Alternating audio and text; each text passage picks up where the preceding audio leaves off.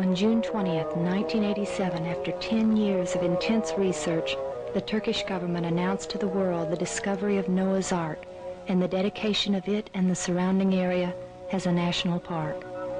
In 1977, Ron Wyatt made his first trip to this area. It was during this first trip that Ron found numerous huge drogue-style anchor stones, all the same approximate size as the one here. These were all in a direct alignment with the boat-shaped object, evidencing their being cut loose or dropped as the ark entered the area of its final rest. These bear ancient iconographic inscriptions of the 8 survivors of the flood.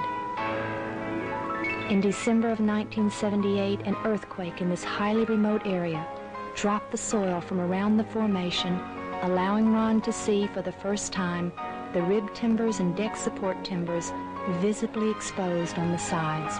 A large crack was also formed along the entire length of the object, and he was able to measure the depth and take samples for analysis. The analyses showed a very high organic carbon content consistent with ancient wood. Later metal detection surveys and subsurface interface radar showed an incredible man-made structure encapsulated within the formation. Keels and keelsomes, bulkheads, decks, and even partitions between the cages became visible through these scientific devices.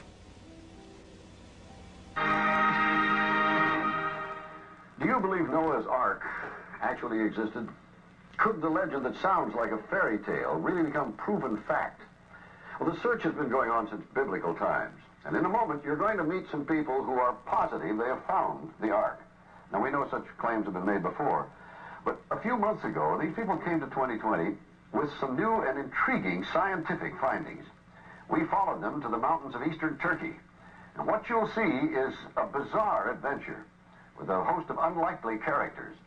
Tom Jarrell's story takes many twists and turns. Consider, if the biblical story of creation is fact and not fable, then the theory of evolution is all wet. A confirmed discovery would be the greatest archaeological find of all times and provide for religious fundamentalists hard evidence of the Bible's absolute reliability. Thus, Noah's Ark has become the most controversial artifact ever recorded by man. That's the seductive beauty that brings them here, snow-capped Mount Ararat. The explorers looked for the Ark there since that's the highest point around here. And as the floodwaters receded, presumably that's where it would have landed. But the Bible describes the mountains of Ararat, mountains plural. Is it possible that the Ark came to rest on one of the smaller sister mountains to Ararat? Such a theory is abhorrent to the old-time fundamentalists, the true believers who are unbending in their faith, that the Bible was referring only to Ararat as the Ark site. Have you ever seen anything like this? Look at the grain in this thing. It almost looks like wood. But now there are fundamentalists who are contradicting that claim. They are the new believers.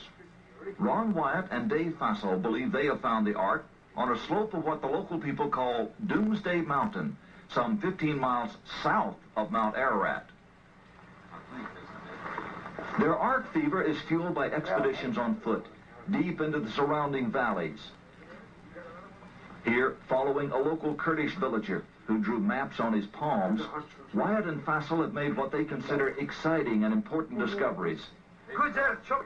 Apparently old Armenian tombstones that commemorate the survival of Noah and his family. Same kind of same stone. When the early Christians found these things, they carved 8 crosses on it for the 8 survivors. This whole valley was known as the region of 8. Ron, what's the significance of the placement of the crosses in these stones? All right, Tom, this is an iconographic representation here of a man, the head of the household, his wife, his 3 sons, and his 3 daughters or daughters-in-law. And as you can see here, the 8 crosses, the ones to his left are the lady folks in the family. The ones to his right are the men folks in the family. Do these fit the story of Noah? They do. To Wyatt and Fassel, these stones appear to be in direct alignment to the boat-shaped site on Doomsday Mountain. The boat-shaped site was first found and photographed by a Turkish army captain back in 1959. It was quickly explored and dismissed as a freak of nature. But Wyatt, an amateur archaeologist, rekindled interest in it a few years ago. He brought in Dave Fassel, a marine salvage expert, to assess it. The Doomsday Mountain team brought in some high technology to explore the oldest legend of man. They began scanning their site with a molecular frequency generator. It's a device used by surgeons to pinpoint cancer tumors, and it's been used by Fassel to locate underwater treasure. This time, the molecular frequency generator began to pick up a unique pattern of iron lines beneath the earth. Okay, bring that one up. They began placing ribbons along those lines. The finished shape, outlined by the ribbons, was that of a huge ship, the approximate length and width of Noah's Ark, as described in the Bible. The fascinating field of ribbons soon attracted higher academic interest. That looks like iron.